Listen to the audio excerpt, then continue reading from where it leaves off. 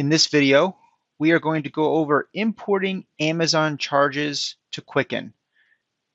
When the payee comes in from their credit card, it all just says Amazon.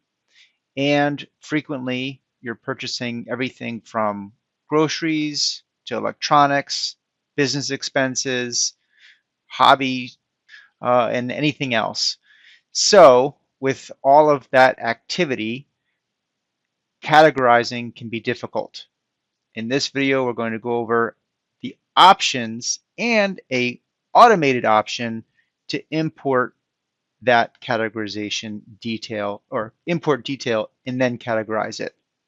First of all, it's not that easy. The easiest option is to, of course, just categorize everything as one transaction. So everything you buy from Amazon, maybe it's a household supply, a household service, maybe you put it in shopping, books, that's the easiest. The second easiest option is to split each charge, to manually go in, you see an Amazon charge, and you know that you purchased clothing, groceries, household supplies, and gifts in one big order, and to split that out.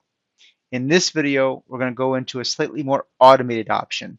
This is designed for people who have a lot of activity on Amazon. They want to know where they're spending their money, and they have the patience to go through the following process.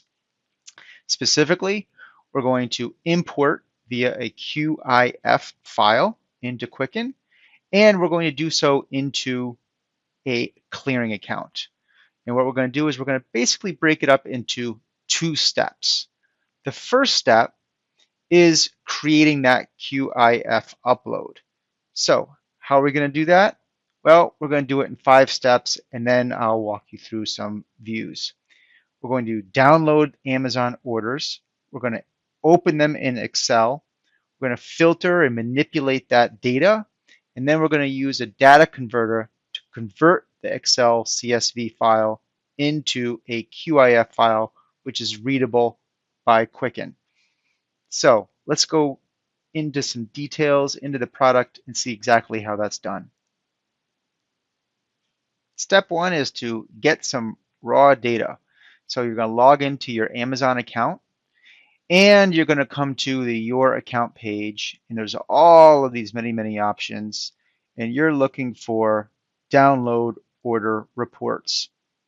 In Download Order Reports, you're going to specify the report type items and a date range. Once you've requested the report, you'll receive an email that it's processed, and it won't take very long. You can download it, and then you'll get an Excel file that you can open up, and it looks like this. So lots and lots of detail, lots and lots of columns, not many of which are going to be utilized or needed for us. So what we want to do is we want to filter all of this. We want to pick basically the columns that we want. First, we want the title, the name of the product item that you bought, the shipment date, not necessarily the order date, but the shipment date. You may want to reference the carrier and tracking number, and you want the item total. Now you want to be careful because there's a whole bunch of numbers on here. There's the list price, there's the purchase price, which is the quantity, then you have item subtotals, you have sales tax totals, you've got lots of confusing columns, which I have learned through lots of trial and error. Really, the best one, and even it's not perfect, is the one called item total. So what we're going to do next is we're going to filter this down. Specifically, I'm going to hide the order date. I'm going to hide the order ID number, which is not relevant, the category that Amazon assigns, which has nothing to do with the category that is in Quicken. There's a whole bunch of other ISBN numbers, the website, the seller, if it's through the merchant account, the list price, the purchase price, the quantity. This column is slightly important. You do want to make sure that everything is the credit card or a credit card. And you'll notice we're not done because there was a gift card there as well. So we're going to come back to that. We don't need purchase order information, ordering information. We can hide all of these things, the shipping dates, the shipping addresses, and uh, carrier name, tracking name we might need. We're not going to need item subtotals and tax. And I'm going to save some of these notes, which are all of, we're going to come back to. Okay, so what we're going to do is we're going to clean this all up. One of the things I would say that you can look out for is make sure there's a shipping date. See, some things are shipping soon. So those do not hit your card. So I am going to auto-magically have it done. You'll notice that I cleaned up all the columns by deleting them. I put in a payee of Amazon, and I also did a little trick here. I actually took the last, use a formula to take the last 4 digits of the tracking number because I think that will help us out. And I got rid of those shipping soon transactions. Next, I brought up a importer. This is a CSV to QFX importer. I think I said QIF earlier, but it's actually QFX that I'm using. Either one would work. This is a whole nother lesson, a whole nother video. But in short, what we're doing is we're creating a QFX file to be imported into a Quicken file. So I'm going to go File, Import, QFX. I'm going to find the QFX detail, and I'm going to put it into the Amazon clearing dash. I have 2 here for demonstration purposes, but I'm going to put it into this account. And now what is happening is it's bringing it in as it normally would from a feed. Here is where I will accept the transactions with the help of the date.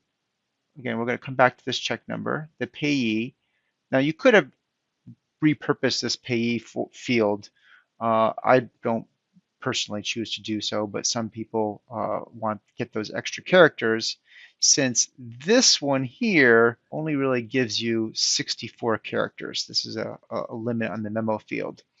But this was a bike helmet. So for bike helmet, maybe I want to call this recreation. Whereas this is a smart plug, and this was a household expense. Now we're going to come back to this. See how it says 2532? We're going to come back to that. Then what we're going to do is here's some. This is for the cat, so we're going to call that pet. And we'll say pet foods.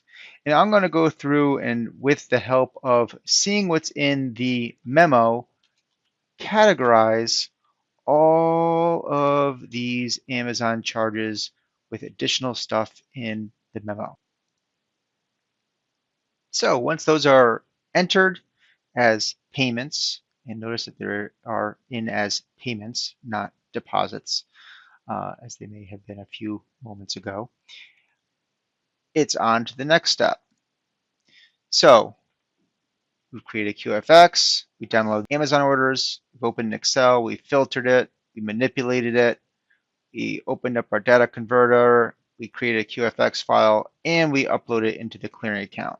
Now we're going to offset the clearing account by putting all of those charges from the credit card, which is probably where Amazon is charging, into that same clearing account. So let's go into the product and watch that process.